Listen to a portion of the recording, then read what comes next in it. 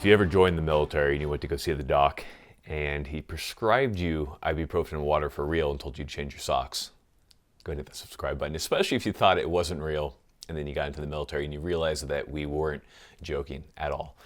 Like, comment, do all that stuff. It helps me out quite a bit, guys. Comment section, big old shout out to you guys. Love you guys, and your insane comments are what keeps this channel alive. If you're looking to support the channel even more, multiple options. One, t-shirts and belts.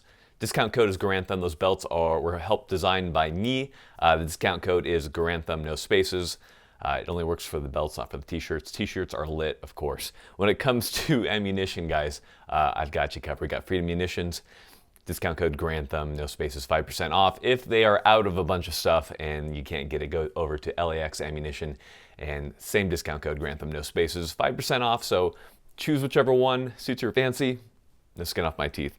Get training, shoot your gun for real. Okay, so the video I'm about to get into is one of my favorite types of videos, and those are setup videos. Why I like setup videos so much is because there is so much that goes into how you want to set up your rifle or your carbine and that type of stuff. And based on your body mechanics and how you're built or your mission set and that type of stuff, the entire setup of the rifle can change. There's no, good setup.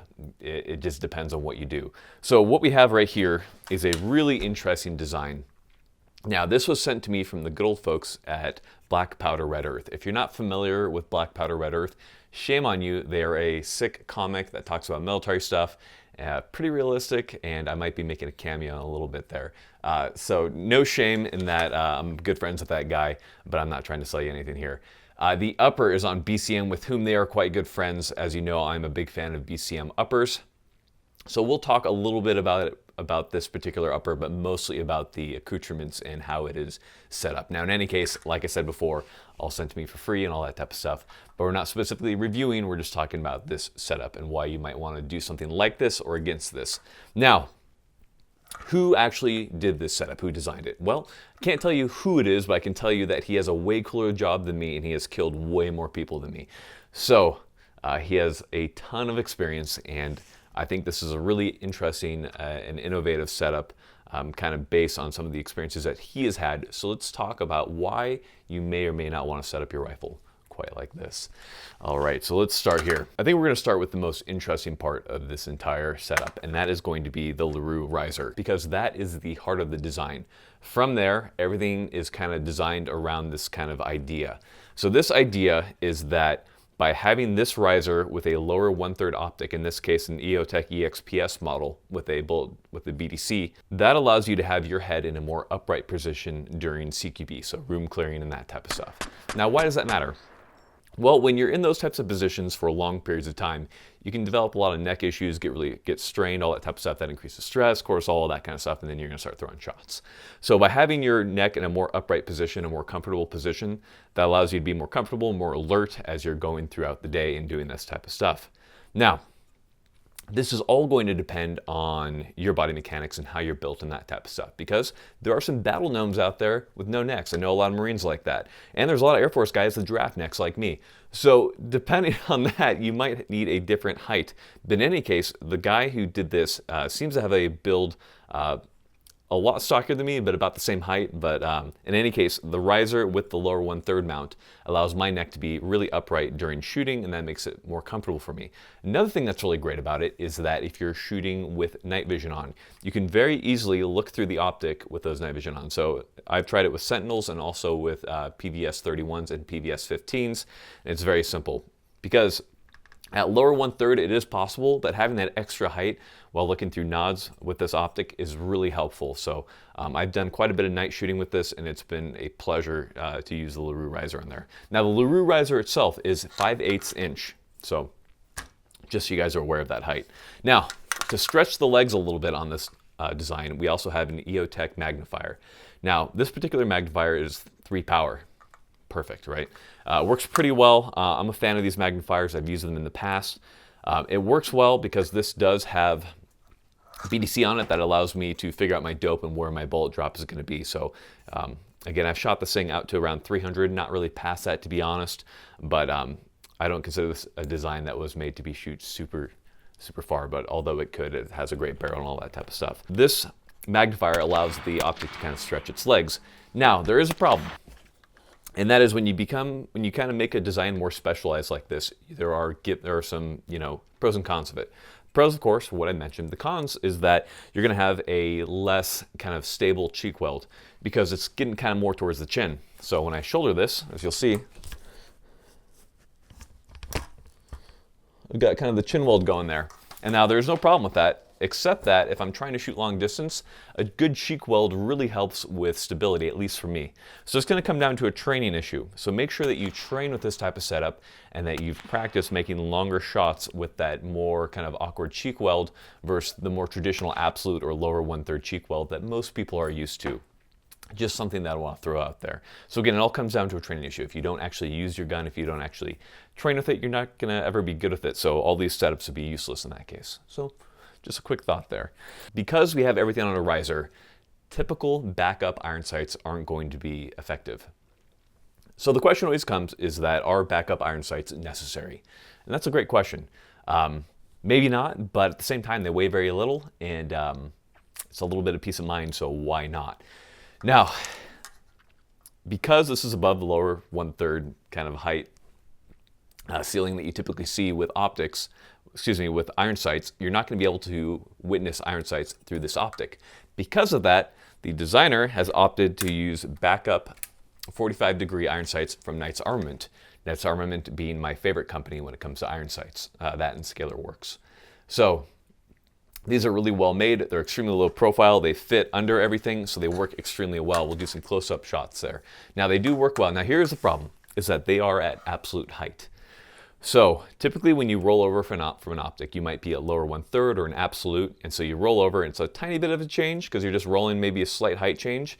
Now, coming off this riser combo onto those iron sights, it's a lot more of a change. So again, it's going to come down to a training issue, being able to use those effectively at varying distances. So make sure that you train with them.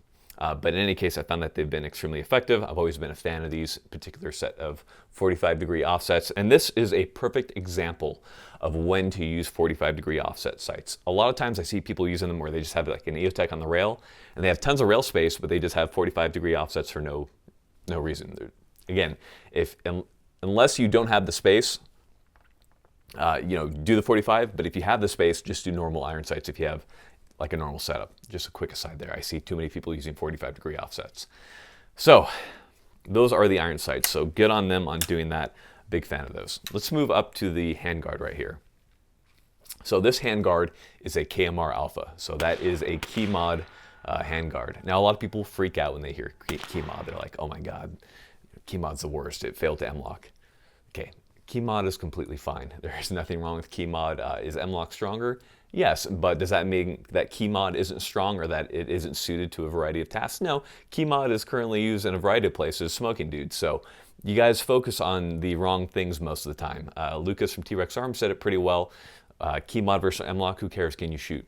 Pretty much that. So focus on what matters and not what doesn't matter so much. So we have the key mod handguard. Now, on the key mod handguard, we have BCM rail panels. So if you notice, this particular setup doesn't have a grip. And there's a reason for that. It's being able to switch between hands, being able to have different hand positions based on where the pressure pads are and all that type of stuff. But in any case, this is also designed for a finger forward grip. So a finger forward grip has been around for a long time. Some people like it, some people don't. It's kind of a variation of a C-clamp in a lot of ways. It's very effective. It's simply the pointer finger pointing towards the target when you have the gun up. So again, I like that grip personally. I kind of have a problem where I tend to kind of revert to C-clamp on close shooting and stuff, but the pointer forward grip is awesome. So that's what this particular design was set up for, at least from what I've seen from the guy who set this up and how he typically grips this rifle. So moving up from there, we get to this really interesting front setup right here. So let's talk about it for a second. First off, we have a Surefire Scout. So great light, big fan of it, no problems there. It is mounted at the 3 o'clock position. And the reason for that is that because we have the 45-degree offsets, we couldn't get that in that closer position to the Steiner DBAL, which makes sense. Now up here with the Steiner DBAL, this is the A3. If you're gonna get a DBAL, I definitely recommend one of the models with the illuminator. Otherwise, you're not gonna be very effective at shooting under night vision. You need some type of IR illuminator. So Steiner DBAL A3 up here. Now, here's probably the one thing I would change on this setup. And I'm really hesitant to, I'm not dogging on this setup or saying that that it'd be better doing it my way or his way or anything like that, because this guy is clearly more experienced than me. So we have a Surefire pressure pad right here connected to the Surefire light. So depending on which one you press, the center button is going to turn it on, and the back button is going to turn it on with a click, and then that way you can turn it off when you need. So we have the Surefire pressure pad right there, and then we have the DBAL pressure pad coming back. It's mounted right here on the side with Velcro and glue, that way it's and adhesive, that way it's sticking to the rail. If you're going to activate that, you simply get it on the side right here and press it to activate it, and then up on the top to activate the light. Now, personally, I would prefer to do a Surefire dual pressure pad. And the problem with the dual, of course, is that if you want to activate usually the light, the button is further back, so you're kind of getting a less aggressive grip. So I do understand why he has the pressure pad set up the way he does. So we've talked about a little bit about the setup really quick. Let's quickly finish off with this upper. Now, when it comes to the bolt carrier group, it is actually flat dark earth. That is impossible to see because, again, with this particular setup, I've done close to about 3,000 rounds. Most of it suppressed, and as you can see, this thing is pretty much black at this point. But bolt carrier group is from BCM, excellent bolt carrier group. Barrel is cold hammer forged. Those have excellent barrel life. Are most people going to see the effects of that barrel life? Probably not, to be honest. Honesty hour. But they are excellent barrels, and I get excellent accuracy. With this particular build at 100, I'm usually doing MOA to sub-MOA with the correct ammo, so awesome barrel. Here at the end, we have the Surefire War Comp. So the War Comp is an interesting muzzle device because you have kind of a flash hider and a comp kind of at the same time. So the comp is on the top, and it goes about 45 degrees on each side. And depending on the shims that you use, you can align those ports either right side, top for neutral, or left side. So depending on the type of shooter that you are, you might want to align it one way or another. This particular setup right now is aligned more towards the right for a right-handed shooter. That works for me because I am a right-handed shooter, but again, if you're a left-handed shooter or if you prefer that neutral timed, you might want to consider timing it in that direction. Typically with my rifles, I time them neutral because that is what I like the most. Now, the one problem with the War Comp is because all these ports are facing off to the right, that's right over the light, and as you can see, the light is fairly dirty. Now that's going to happen with any light, especially any short-barreled rifle setup, because if you're going to get that light far out there to make sure you don't have any shadow cast off of that muzzle device or that barrel or that handguard, you're probably going to get some carbon baked onto that light. So again, pencil eraser can get that off, or you can use some type of light conditioner like the White Sound Defense light conditioner, and that way you can wipe that carbon right off. I prefer the White Sound Defense weapon light conditioner, shameless plug, because you put it on, it cures on the lens, and then you shoot, carbon bakes on, but it bakes onto the film and not onto the lens, so that if you're in some situation at some point in the field where you need to expediently wipe that off, you can simply take your thumb and wipe it across and it'll be clean at that point. And then of course, once you get back, you have to recondition the light and that type of thing. But that's what I prefer to use. Everybody's gonna be different, so use whatever works for you. I'm sorry to Black Powder Red Earth and BCM guys. I did change the charging handle. And I'll talk about why. So it came with the BCM charging handle, the brand new one.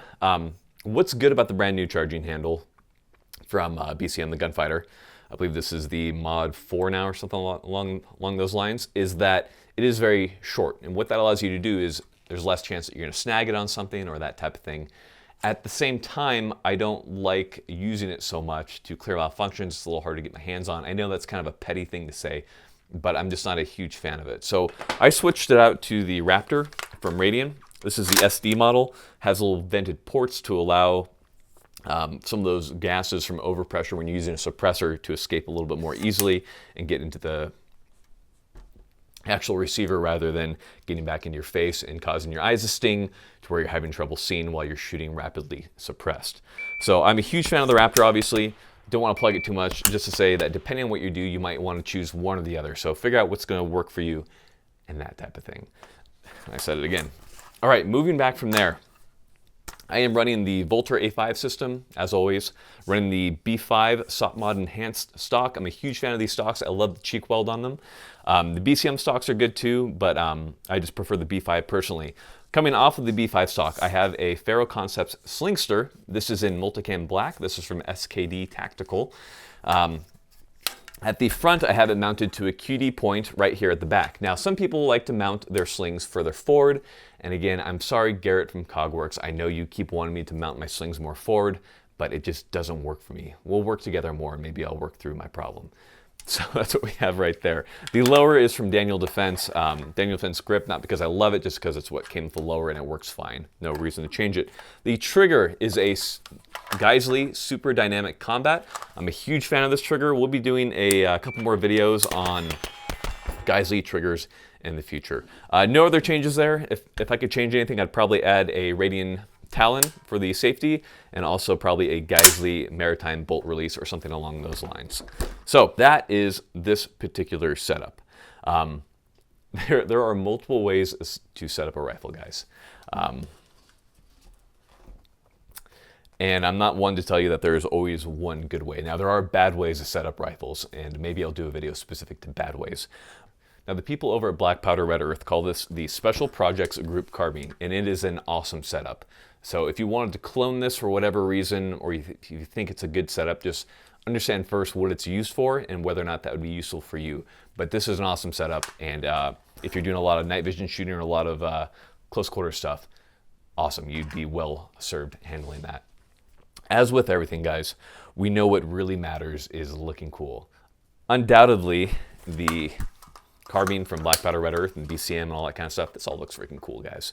So no big deal there, but you're not gonna look cool if you don't get training, because you're gonna look stupid trying to shoot this rifle with not the right head position. So again, get training.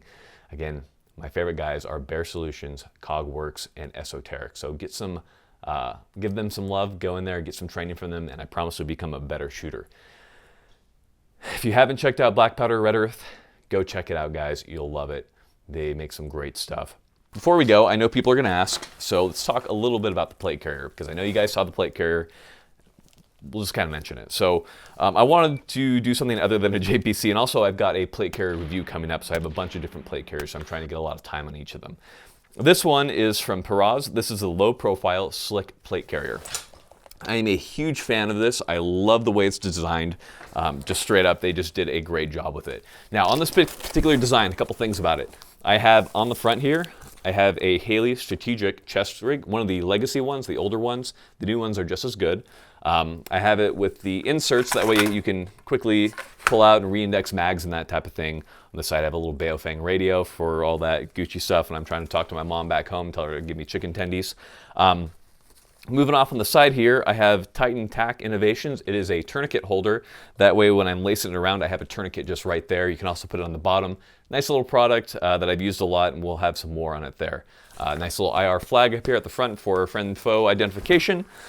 Over here in the back is what I get a lot of questions on, which is the individual first aid kit, because it is mounted upside down. The reason for that is it's gravity feed, right? That way when I undo it, I can just pull that stuff into my hand and use it, versus if it's right side up, then I'm having to kind of like spill it out everywhere and trying to pull it up and losing it. So I prefer to mount them upside down. A good option if you're in a wet environment is to tape over the grommet with some type of duct tape or something to ensure that you're not getting a bunch of moisture incursion into those individual first aid kits. In any case, try to waterproof those if you can. If for whatever reason you have items in there that are not waterproofed or prone to rust, especially in some of those high humidity environments. So this design is by no means complete. There is way more I can add to this, but I kind of have it set up for low profile. So that is that particular setup to kind of get me into that kind of cosplaying the whole Black Powder Red Earth Special Projects group and all that stuff. Guys, thank you for watching. Love you guys. Enjoy everything you have to say. So thank you for watching again. And as always, stay looking cool, get some training. I got nothing else for you. I don't know why you're here. I really got nothing else for you, so just go. If there's one thing I could, piece of advice I gotta give to you guys, it's every man should have a good suit. You know, get a good fitted suit. There's nothing more classy looking than that. Make sure that you just don't go for like a black or a gray. Get some type of interesting color, like a blue or a pinstripe or something. Find something interesting, but get yourself a good suit. And don't be afraid of color, especially the shirts and the ties and that type of thing. Kind of gives yourself a little bit of flair, you know. That's some good stuff right there. For my ladies out there, a nice dress, or hell, a good suit too could work for you as well. Little piece of advice.